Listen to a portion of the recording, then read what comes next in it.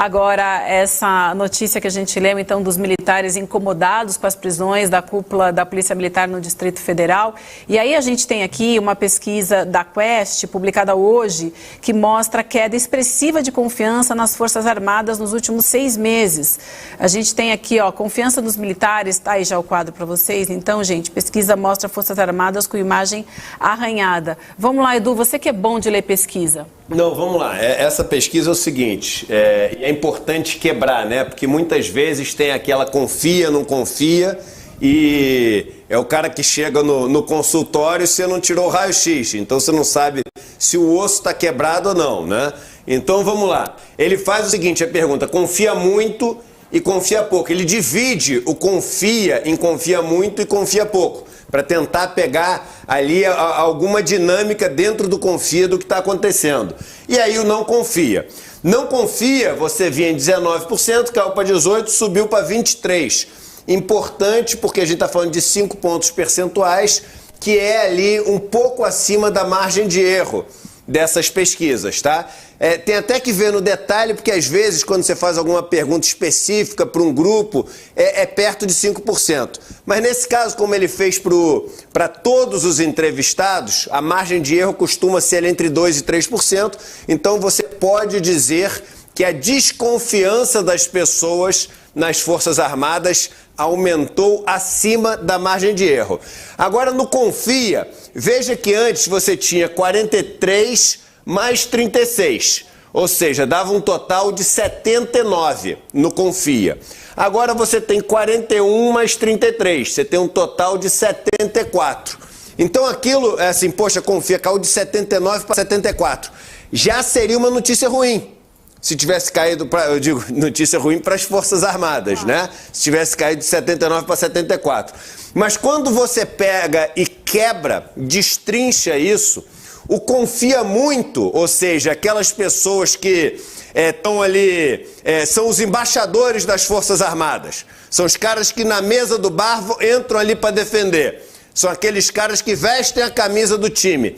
Aí cai de 43 para 33.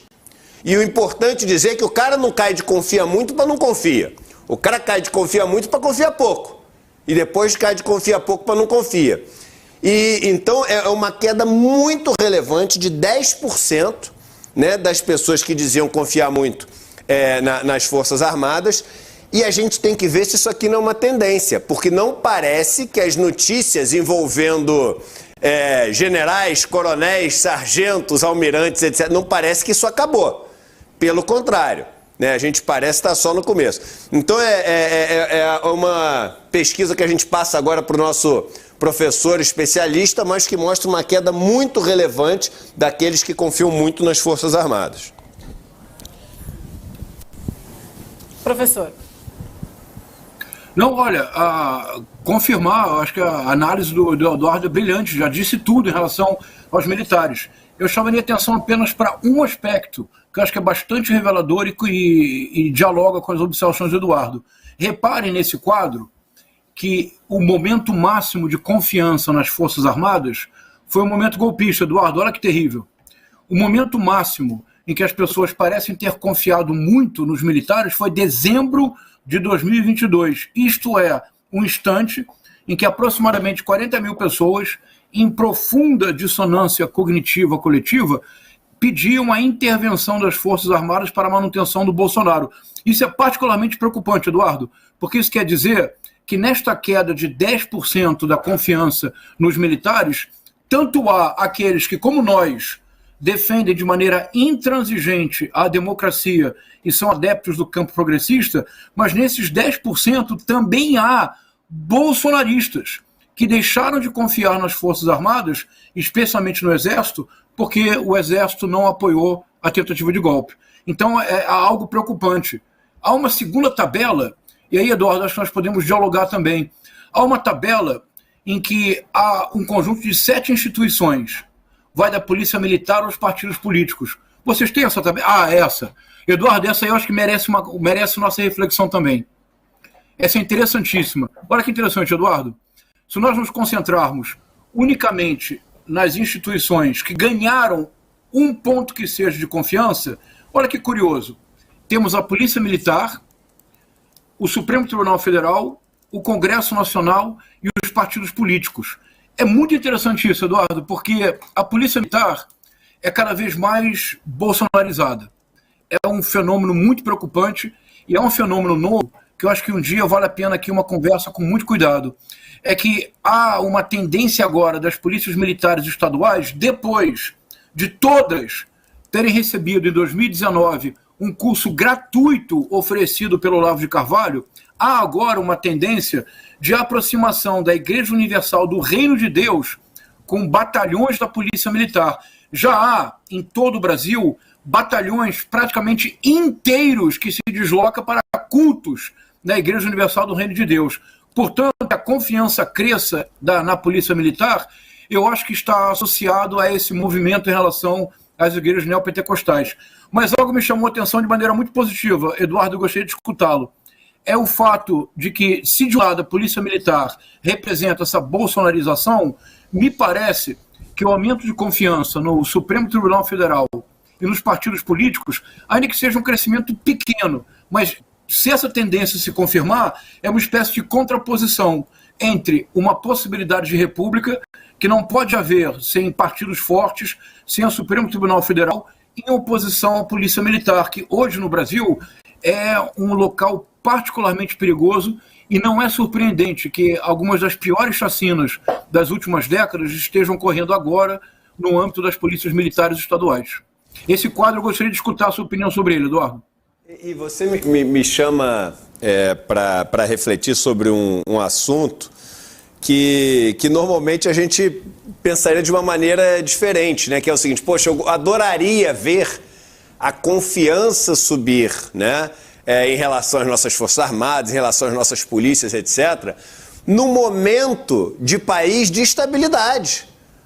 Ou seja, o país, a desigualdade diminuiu, a quantidade de crimes diminuiu junto, você não teve nenhuma confusão e não duvidou do processo eleitoral e etc. Institucionalmente, o país melhorou, o país ficou mais forte e, naturalmente, aquelas instituições que representam o Estado, como o país institucionalmente passou a ter uma imagem melhor, elas passam a gozar de mais credibilidade. Mas o que a gente vê é diferente. Você vê exatamente no momento de tensão, de esgarçamento, no momento de questionamento dessas, institucional do país, você vê o Exército ganhando força. É quase que um convite para as pessoas para raciocinar o seguinte: será que não é isso que eles querem, então? Será que eles não querem exatamente esse esgarçamento para se vender como solução? Porque você pode ganhar essa credibilidade de duas maneiras. Ou indo junto com o país, ou aparecendo como alternativa para poder sequestrar ali a confiança das pessoas, diminuindo a confiança no Estado de Direito.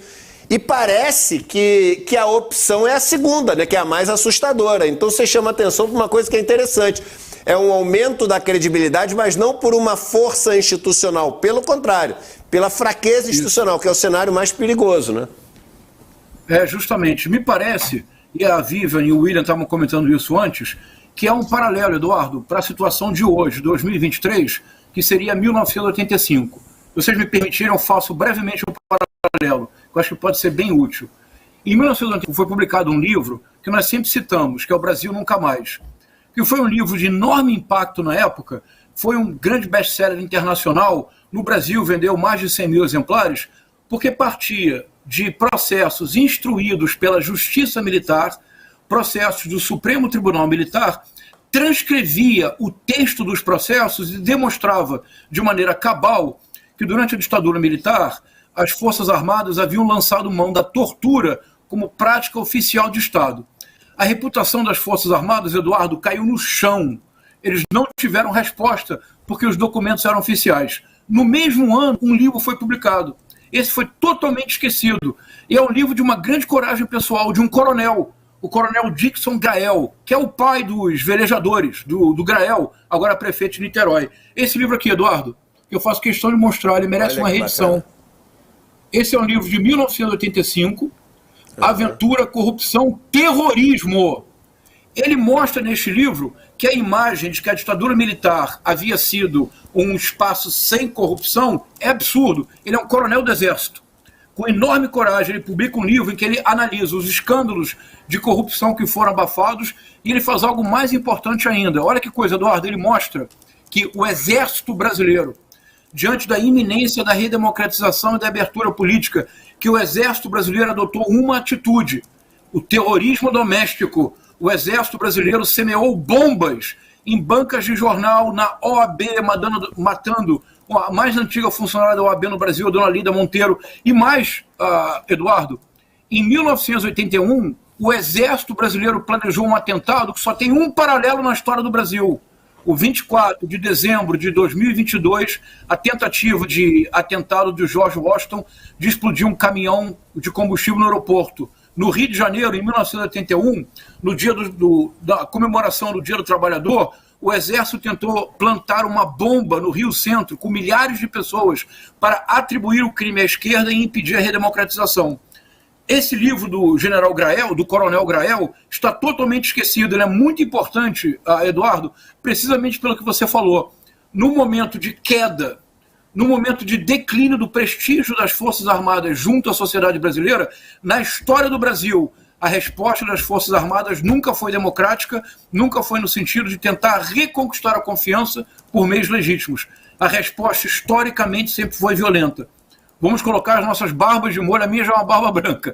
Vamos colocar as nossas barbas de molho, porque essa queda acentuada de prestígio, que apenas vai aumentar, porque novos casos surgirão. Não é apenas o pai do tenente-coronel Mauro Cid. Porque, veja, nós todos imaginávamos que o pai do tenente-coronel Mauro Cid havia recebido a presidência da Apex em Miami como uma sinecura, ou seja, do latim sinecura, sem cuidado, trabalho sem trabalho algum, apenas uma remuneração.